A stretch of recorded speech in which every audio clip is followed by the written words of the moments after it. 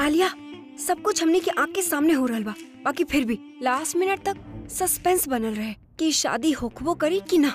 But now finally everything is now on track. Yes.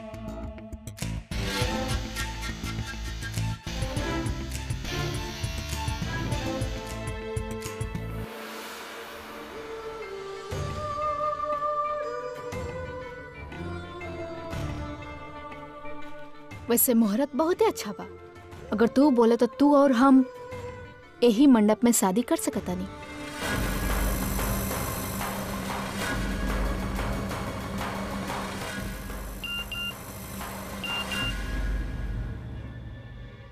Pragya के बेगुनाही के सबूत अभी के भेज देले बने, कोनो टाइम के मिल जाए।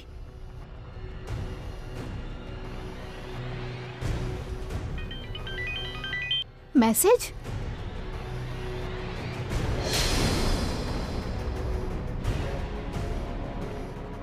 अरे हमार गॉड जी कहा?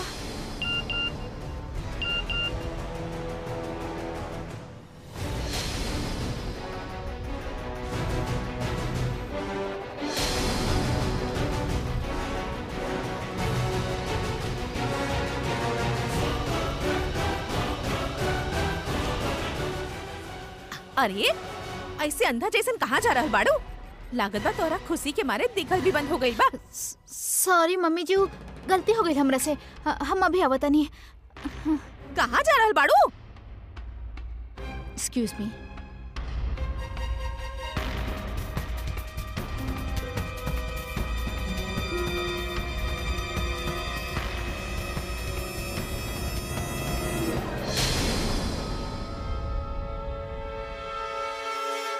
पता अभी मैसेज। तू तीनों का यहाँ फोटो खींचे खातिर खड़ा बाड़ू? देख नहीं को रहल यहाँ का हो रहल बा? ताई जी आप ये वक्त हमनी के परेशान मत करी, प्लीज आप जाएं। अरे हमार बोले ना बोले से का होत बा? चेक करे के रहे वो तो कर भी देलक। देखा हमके कैसन मैसेज आइल बा, देखा। मम्मी जी आपके भी एक दूसरा से पूछ के टाइम वेस्ट करे के कोनो फायदा नहीं खे। जेके जौन काम करे के रहे वो कर देलस। हमने के ही पता लगावे के होगी कि ये मैसेज के भेजलस। और जहाँ तक कि हमके लगा था कि ये मैसेज कोनो ऐसा इंसान भेजले बा जे हमने के जाना था, हमने के बीच के होखे। तो तू का कहे चाहता रुआलिया कि हमने वहाँ जाके सबके मोबाइल चेक करी? ना मिताली भाभी, हमने के जाके सबके एक्सप्रेशन चेक करे के बा।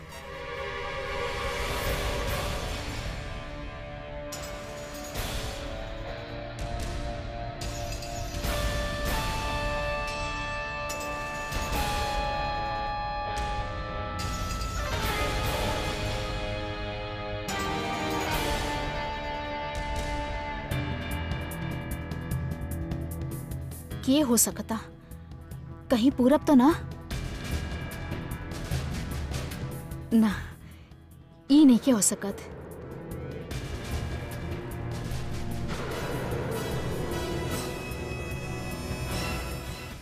बुलबुल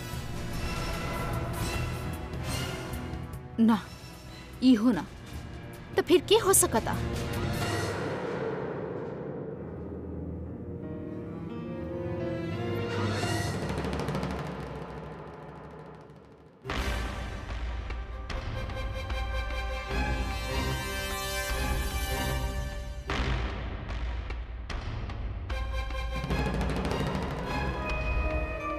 कुछ पता चलल? ना, का खाक पता चली। वहाँ पर सबके एक्सप्रेशन बिल्कुल सेम टू सेम बा, ऐसे दुखी वाला। हाँ, एगो हमनी खुश रही, लेकिन अब हमनी के चेहरा पर भी टेंशन लग रहा बा। अरे टेंशन तो अभी बढ़े वाला बतानू। शादी होके से पहले वो एनवेलप अगर अभी के पास पहुँच गई ना तो के सबूत मिल जाई प्रज्ञा के बेगुनाही के। फिर तो डोली घर के घर में ही रह जाई और वो हो जाई परमानेंट और हमनी हो जाए टेम्पररी। और तो और तू दोनों के अभी एक बार माफ भी कर दी, लेकिन हमार का होखी? हमार पति तो जेल में बा, हमके केहू बचाए वाला भी नहीं खे। शट अप मिताली भाभी, ऐसा कुछ ना होखी। बाकी आप कल का जाओ? हम सोचा नहीं तनु, ये आलिया बहुत चालाक है। अपन फ्रेंड के तो बचा ली ही और हम रह जाई बलि के बकरा बने खातिर। मिताली का सोचो तरु, कुछ करा खुद खातिर, फंसे से पहले सब कुछ बता दा। हाँ, इस सब कुछ ना बहन जी कहले बिया। आई एम श्योर ये मैसेज उहे भेजले बिया, बहुत चालाक बिया ऊ। अब हमनी के एगो काम करे के बा। आप एगो काम करी, आप जाई और ओकरा ऊपर नजर रखी, गौर से देखी कि ऊ केकरा के कब और का इशारा करत हिया। I am sure she is bluffing. ऊ सिर्फ हमनी के बेवकूफ बनावल चाहते, हमनी के डरावल चाहते ताकि हमनी शादी रोक दी। और केहू से कोनो गलती ना होके के चाहिए। हाँ, स्पेशली आपसे। आप हमेशा जल्दी में रहिला और कुछ ना कुछ गड़बड़ करेला। ऐसे ई बार अगर कोनो गलती भइल तो हम आपके बता रहल बानी कि ऐसन हालत करब ना, जिंदगी भर याद रखब।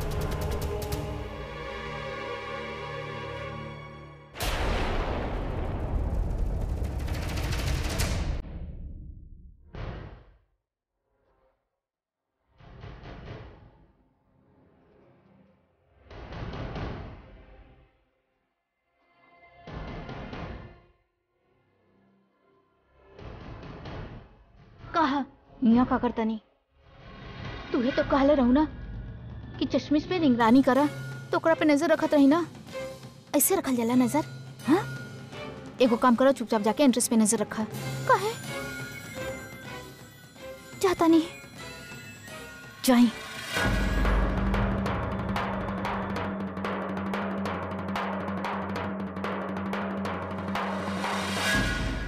बार अपन दाहिना हाथ आगे निकाली।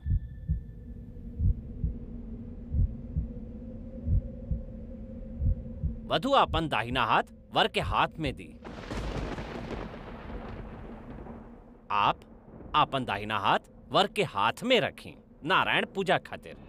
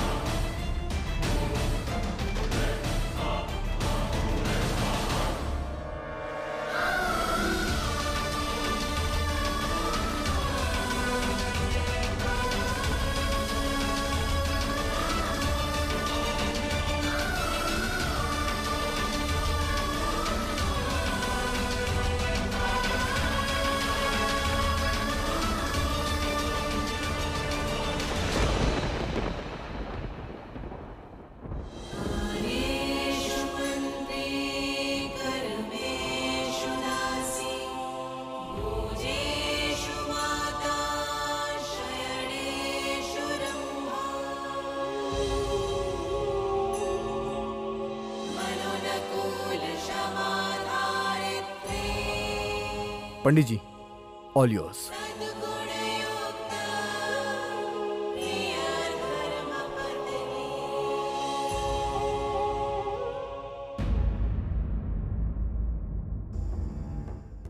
का मुसीबत बा, अब एजा पर खड़ा रह के चौकीदारी करे के पड़ी। भगवान, अरे हमार प्रार्थना सुन ली, ई शादी कोनो तरह करवा दी। आपकी ना 1.25 किलो लड्डू के प्रसाद चढ़ाई, सच बोलता नहीं, और हमार पति के जेल से ना जल्दी बाहर निकाल दी। कसम खा के कहता नहीं दोबारा ऐसा गलती ना करब। अरे भाई अंदर कहाँ जा रहल बड़ा? अभी साहब के पास केहू उनकरा खातिर इन वेले भेजले बा। तो ठीक बा, हमके दे दा, हम दे दे। ना ना, ये बहुत इम्पोर्टेंट बा। जे देले बा वो कहले बा सिर्फ अभी साहब के हाथ में दिया। कहीं एनवेलप में सबूत तो नहीं खे?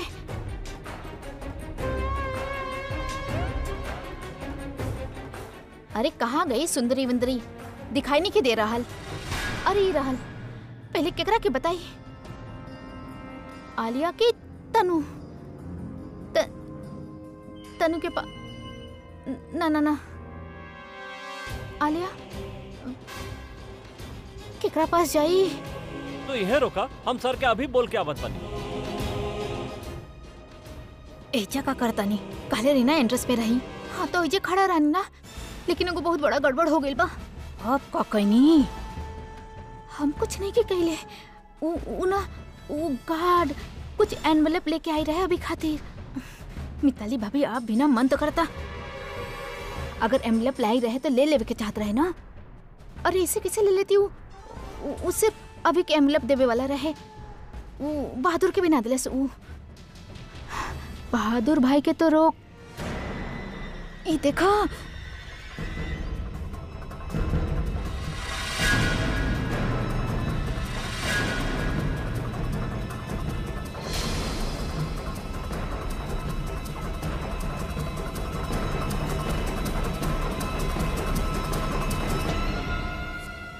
आलिया बच गई नहीं।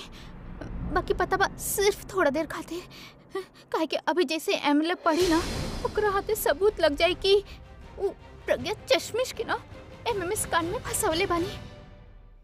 भाई के एनवेलप के तो पता नहीं खे, लेकिन हाँ आपके ये चेहरा देख के ना भाई के सब कुछ जरूर पता चल जाई। ऐसे चुप रहा और अपन फेस के एक्सप्रेशन के बचा के रखी, समझ नहीं?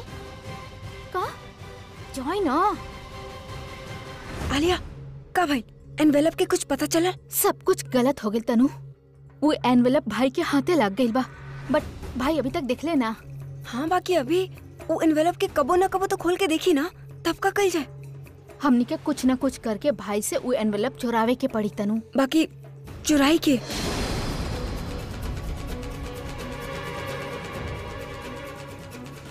हाँ हमरा तरफ का देखा तरु आलिया, हमने के चुराए वाला वो एनवेलप।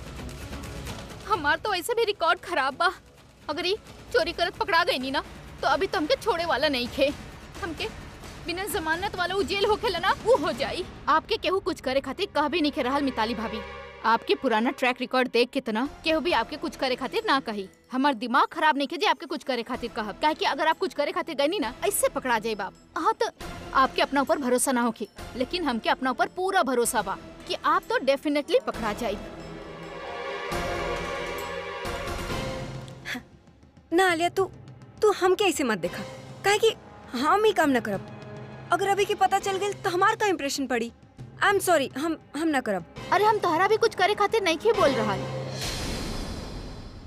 लेकिन हाँ तू एक काम जरूर कर सकत रू। तोहरा भाई के डिस्ट्रैक्ट करे के होखी और तब हम जाके भाई से एनवेलप चुरा ले। हाउ वाज दैट? उनके कुछ पता भी ना चली और हमनी के काम भी हो जाई। आर यू श्योर? अरे आलिया तार दिमाग है कि चरखा। अब हमार मतलब बा का दिमाग घुमैले बाड़ू। वाह कमाल बा, कब्बो अपन भी घुमा लेल करी दिमाग। चला तनु, ऑल द बेस्ट।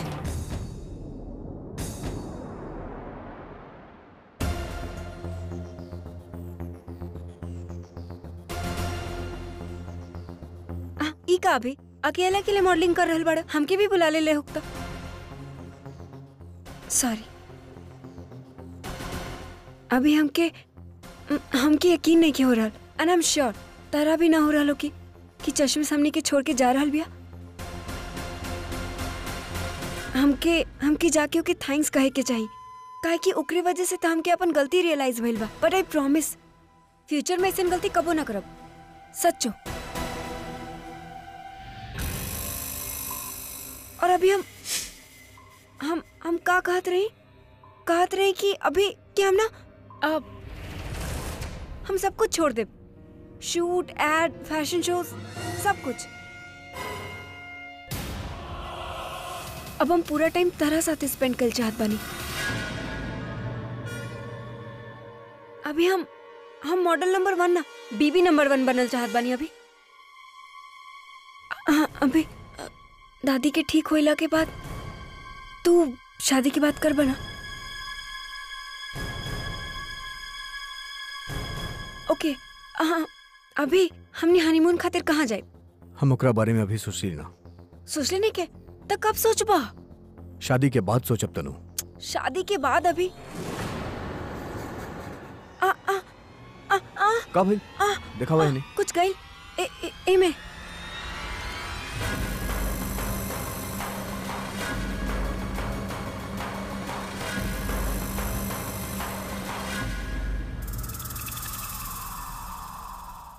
बस बस हो गई।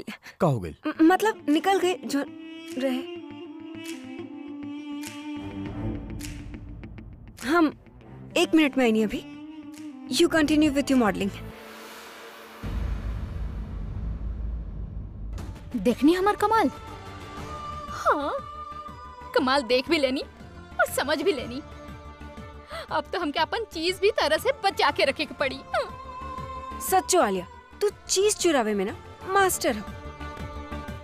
What? अब आई मीन बचाने में तू हमने सबके बचा ले लो।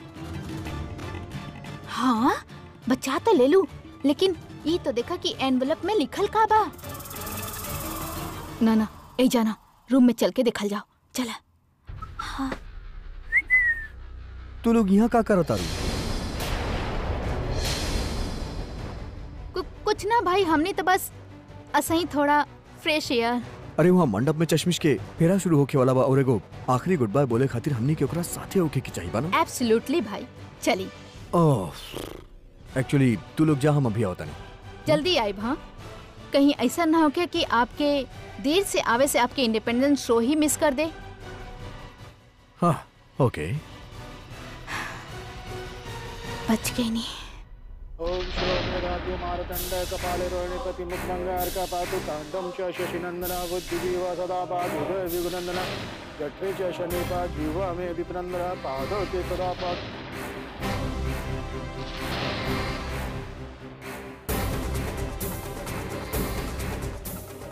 ये एम्बुलेंस के पास रखल ठीक नहीं खे।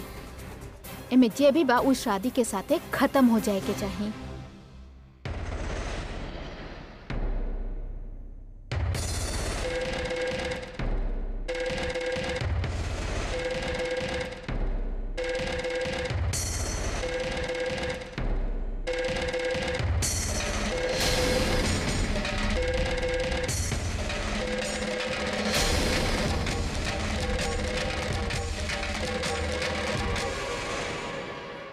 हम तके परमानेंटली पोस्ट कर दें। ये एनवेलप के साथे बहन जी के वापसी की आखिरी उम्मीद भी खत्म।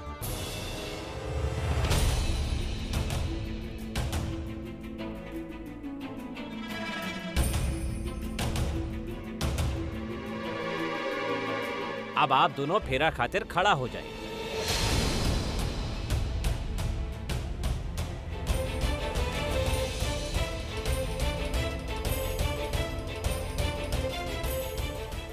शादी मुबारक होके।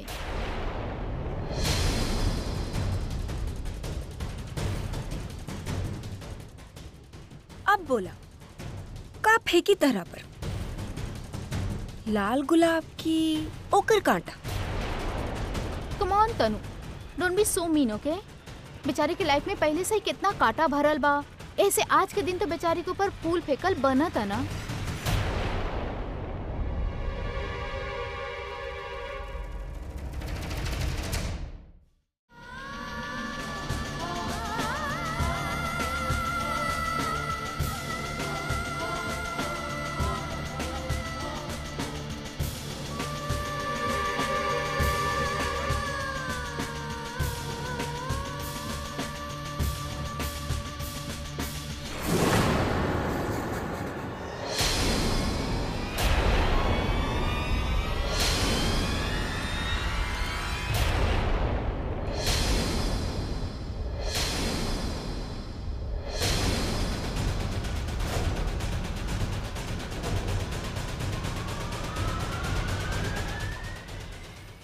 जजमान जी, ये आपका कहीं नहीं। फेरा संपन्न होके से पहले ही आप फेरा पर पानी फेर देनी। आपके पता बा कि ये कितना बड़ा शकुन होखेला।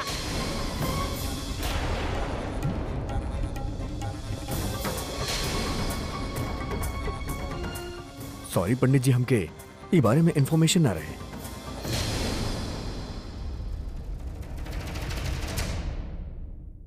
अब शगुन कौन सेंस में? अब हमारा मतलब है कि अगर ये दोनों की शादी हो जाता इनके लाइफ में कुछ बुरा होत, लेकिन अगर ये दोनों की शादी ना होगी तो फिर कुछ बुरा ना होगी, राइट?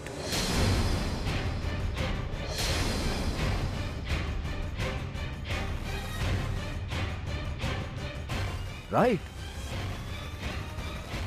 ना होगी। तो फिर एगो काम कल जाए, शादी कैंसिल कर दिया जाए।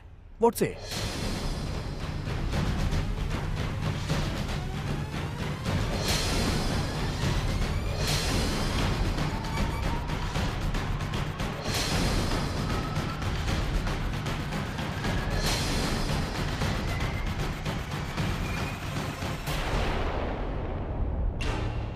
शादी कैंसिल? कैसन बात करता नहीं आप भाई? ये शादी कैंसिल कैसे हो सकता? अगर हम ये शादी करवा सके नहीं तो हम ये शादी कैंसिल भी तो कर सके नहीं।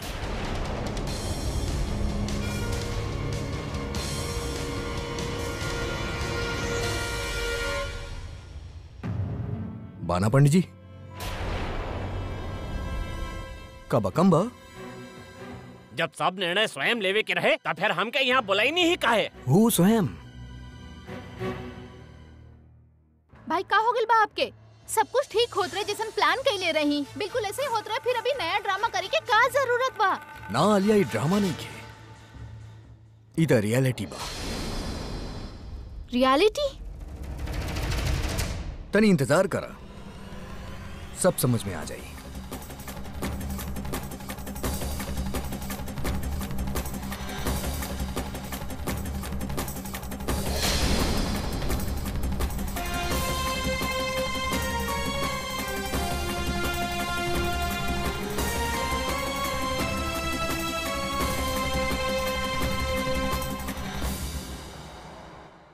Sorry,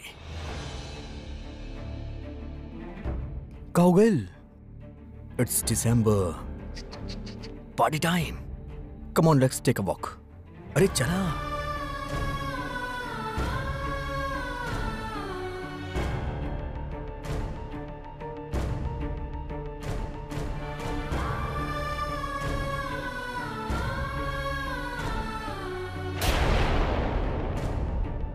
come on. Stop it भाई, का करता नहीं आप? अरे का शादी काहे रुकाई नहीं आप? हमके तो समझ में नहीं के आ रहल भाई। तब जब हमसे कहले रही कि इनका शादी करवा के आप बहुत बड़ा गलती कर रहल बानी, लेकिन आप तब हमके समझानी और हम समझ गए रहनी दैट यू आर राइट, हमने कि इनका शादी करवावे के चाहिए। लेकिन आज जब सब कुछ सही हो रहल बा, आप ही का करता नहीं? बहुत बड़ा गलती करता नहीं आप, इनका सारा सच जानला के बाद भी। गलत हम आज नहीं की, गलत हम तब रहनी जब हम एक सच के झूठ समझ बैठनी।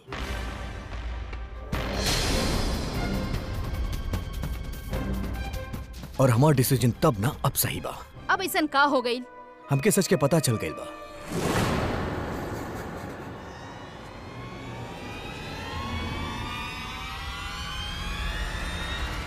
ये दोनों के सच, एमएमएस के सच।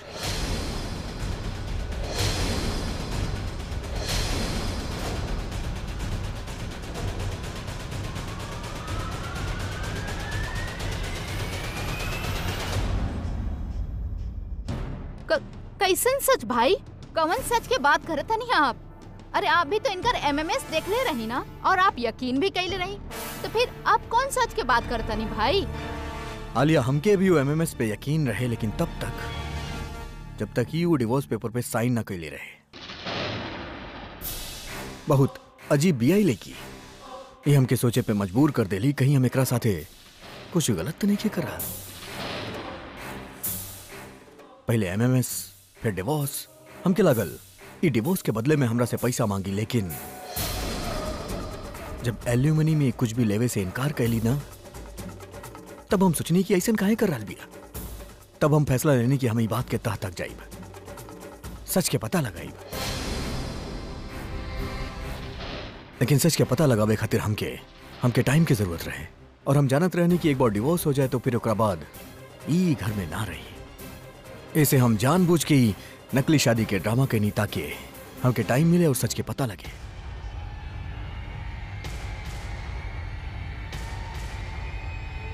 और सच ही हके वो एमएमएस नकली रहे। हमनी जो देखनी वैसन कुछ भइल ही ना।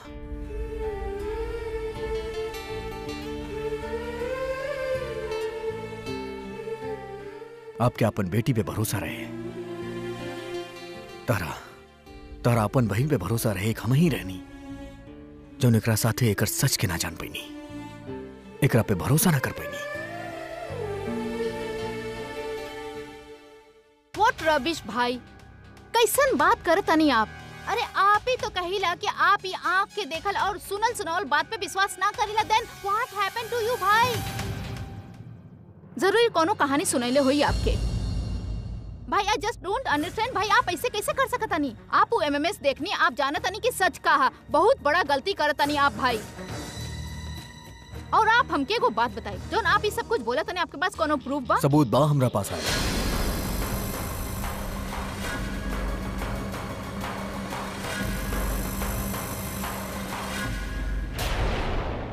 राम सिंह।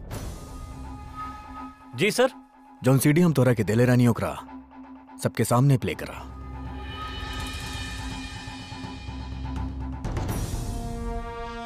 हमनी उहे देखनी जो हमके दिखाई गई। आई मीन वो वीडियो के हमनी लाइट ऑफ होके तक ही देखनी। लाइट ऑन होके के बाद का भइल ई केहू नहीं के जानत, और यह हम आप लोग की वीडियो में दिखाई। वो हम बंटी और बबली के पढ़ावे आयल रहनी। तोहार भाभी बड़ी ना वो मिताली, वो कल कॉलेज आयल रहली और वो हमरा से कहली कि बच्चा सबके ट्यूशन दे दा, और आखिर में कहली कि तू हमार नाम देलू हा। हम कब कहानी? तू घर पे अकेले का कर रहल बड़ू?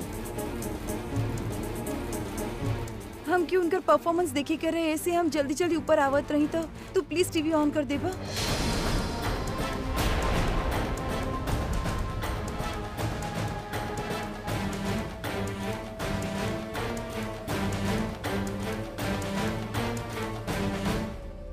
ये वीडियो आपके कहाँ से मिला? बेडरूम में तो कोनो कैमरा भी नहीं खे। लागत बाप तारा के शुरू से समझावे के होगी।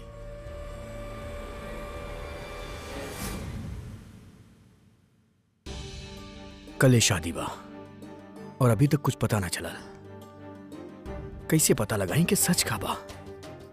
वो दादी के ठीक होके से पहले कहे कि अगर वो ठीक हो गई तो ये सब देख के उनका फिर से शौक लग जाई, और सेकंड शौक तो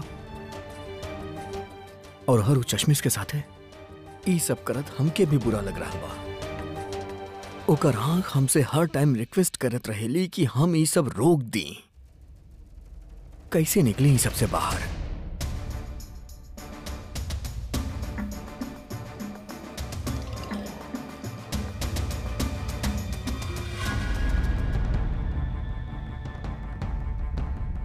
इता बंटी के कारा जौन हम ओकरा बर्थडे पे देले रहनी, लेकिन यहाँ का कर रहा बा? बंटी, ई कहा बंटी? तू ये गाड़ी हमरा कमरे में काहे छोड़ देला? अगर तोरा गाड़ी पसंद ना रहे तो हमके बता देता, हम तोरा के दूसरा गिफ्ट दे देती। ना चाचू, ये कार तो हमके बहुत पसंद रहे और हमें के कब से ढूंढत रही। अच्छा, आपके पता बा चाचू, ये कार में कैमरा लागल बा। हम जब एकरा साथे खेलत रही तो हम एगो चूहा देखनी, और फिर हम ये कार ओकरा पीछे दौड़ा देनी। चूहा आगे भागत रहे और कार ओकर पीछे। अगर रिकॉर्डिंग भी होखी, हम आपके दिखावतानी। चाचू, हमके ये रिकॉर्डिंग देखे के बा। वो टाइम तो हमने मस्ती खातिर वीडियो देखत रहनी, बाकी फिर हमने वो देखनी जो उनको बहुत सोचले भी ना रहनी। बंटी बेटा, कहाँ बड़ा तू? आवतानी। चाचू, हम होमवर्क करके आवतानी, बस 5 मिनट।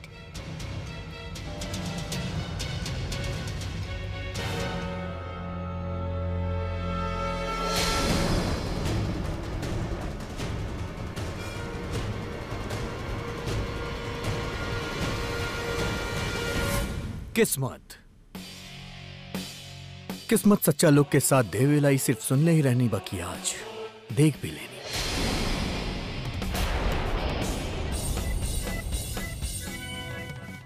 और एकर किस्मत था वाकई बहुत अच्छा बा कि वो दिन ई गाड़ी वो कमरा में रहे। इसे लाइट्स ऑन होके के बाद जौन कुछ भी भइल, ई गाड़ी रिकॉर्ड कर लेली ना था। एकर सच हमनी के कबो पता ना चलत।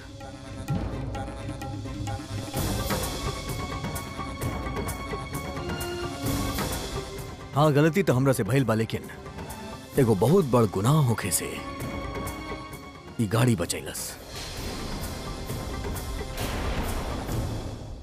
आई एम सॉरी, हम तोरा साथे बहुत बुरा कैनी। तोहरा पे भरोसा ना कईल ऐसे रहे जैसन आंख बंद करके सूरज की तरफ देख के ई कहल की सूरज बा ही ना। तू बहुत समझावे की कोशिश करी लेकिन हम तो हर बात ना सुननी। लेकिन अंत में तू सही रहलू, हम गलत। हाँ थोड़ा ईगो बा हमरा में, ऐसे गलत साबित होखला पे खराब लागल, लेकिन खुशी ई बात के बा कि तू इनोसेंट साबित भइलू। जितना बड़ हमार नाम बना आज हम उतना छोट महसूस कर रहल बानी। हम तोहरा साथे बहुत गलत कहनी, हम तोहरा के बुरा भला कहनी, तोहरा के टॉर्चर कहनी, तोहरा शादी करे खातिर मजबूर कहनी। हम तोहरा साथे जौन कुछ भी कहनी ओकरा खातिर आई एम रियली सॉरी।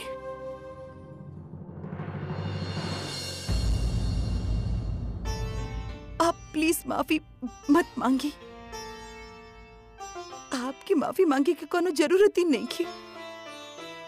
हमरा ला इतने बहुत बाकी आपके हमारे सच और अपन गलती के एहसास हो गई।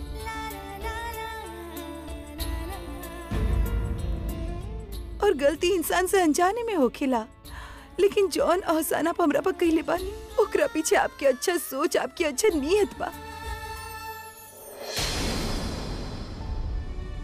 हाँ हमके बहुत बुरा लागल रहे कि आप हमरा पर भरोसा न कईनी, इतना बड़े इल्जाम लगईनी हमरा पर, लेकिन आज सबके सामने आप हमके बेगुनाह साबित कईनी। इससे ज्यादा हमके और का चाहिए। आप हमरा पर भला ही भरोसा ना कईने, लेकिन हमके जे अपन कुमकुम पर भरोसा रहे ओके टूटी ना देनी।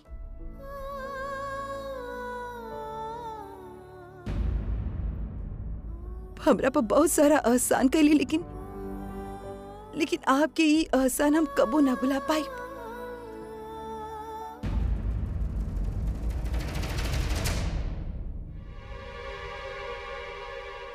हमके लेकिन एक बात समझ में नहीं के आ रहल,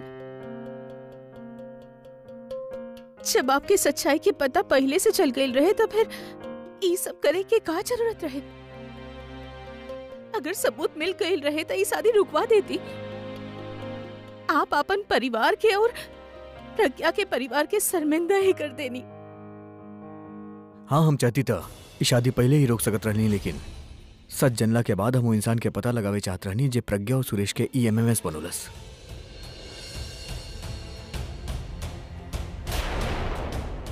जेकरा वजह से दोनों परिवार के इतना तकलीफ भइल, जेकरा वजह से प्रज्ञा के सब कुछ सहे के पड़ल।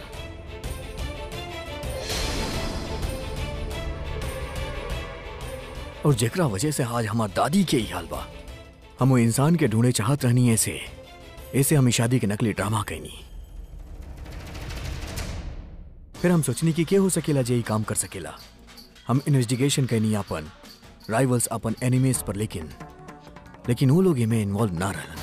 फिर हम सोचनी के ये काम के हुआ ऐसा नहीं कर सकेला जेकरा एक घर के नॉलेज होके, जे घर से जुड़ल होके।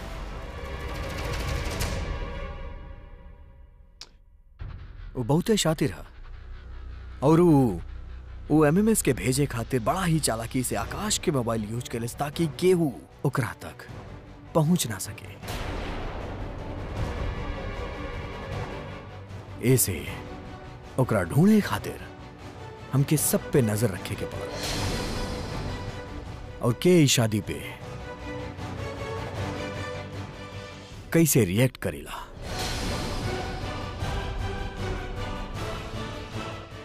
के रिलैक्स्ड बा, के टेंस्ड बा।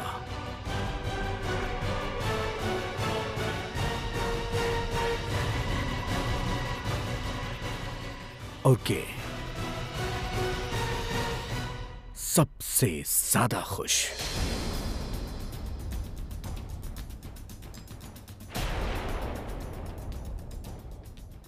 And when I found out कि जेकरा हम ढूंढत रहनी हमरा इतना करीब बा, आई वॉज शॉक्ड। काश कि हम ओकरा कबो ढूंढ लेना होती। के हाउ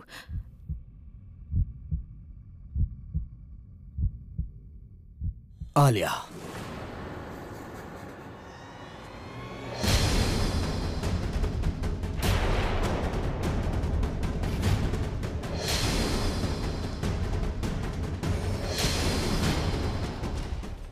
हम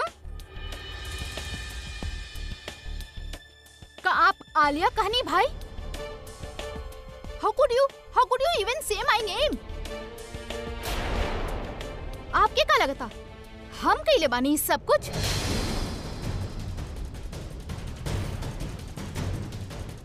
हमके तो विश्वास नहीं के हो रहल कि हमार भाई हमार नाम ले ले। भाई का हो गइल बा आपके? This is so disgusting. Yes, it is disgusting.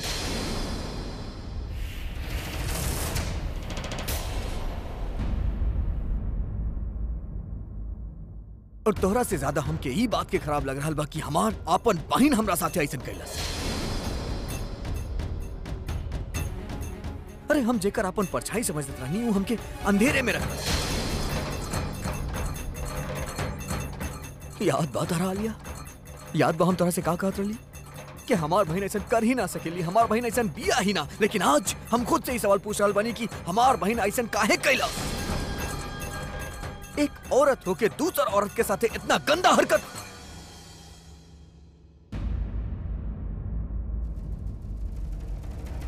I am feeling backstabbed Alia, I am feeling heart.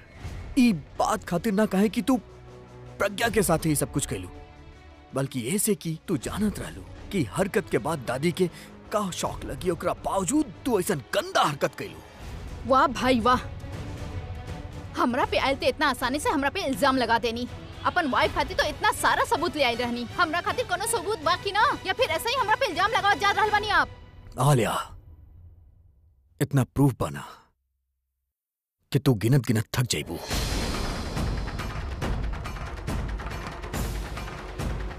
शुरुआत ऐसे करत बानी।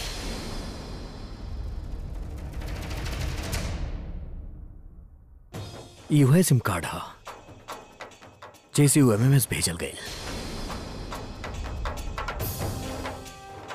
और ई सिम कार्ड हमके तोहर कमरा से मिलल, लेकिन एकरा बावजूद भी हम ई बात पे यकीन ना कईनी।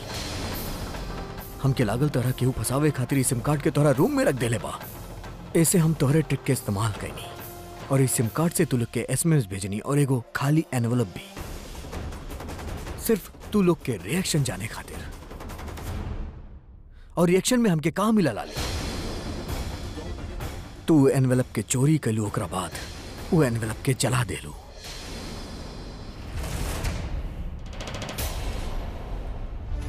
तू आधा झूठ ही जला पैलू, आधा सच ई रहल।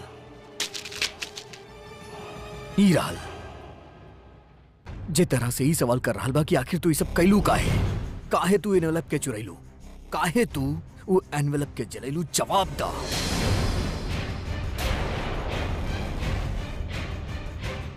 बोल दा कि सब झूठा कैदा कि हम झूठ बोल रहल बानी। जौन तरह प्रज्ञा के तू हर बात के झूठ साबित कैलू, तरह हमके भी झूठ साबित कर दा।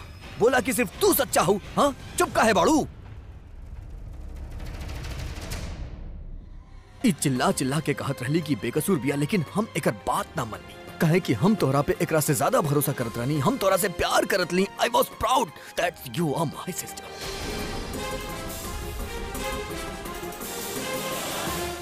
हमके शर्म आवेला तोहरा के अपन बहन का। ऐसे ना कि तू प्रज्ञा के साथे का कैलू, बल्कि ऐसे कहे कि तू दादी के बिना बख्श लो।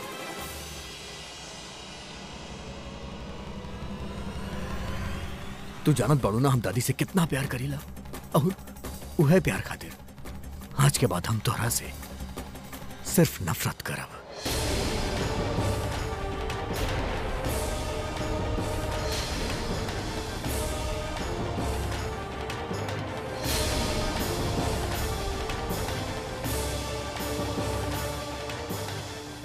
I will only hate you.